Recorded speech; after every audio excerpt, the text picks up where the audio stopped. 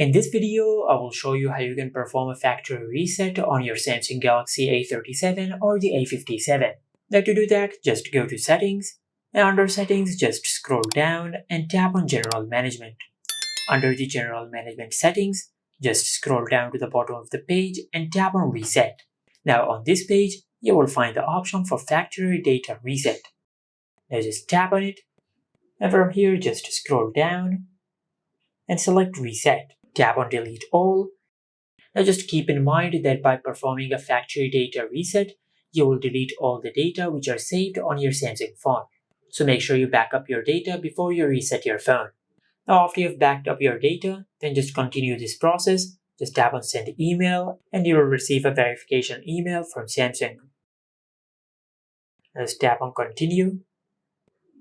Now after you open the email, then just go back to the settings.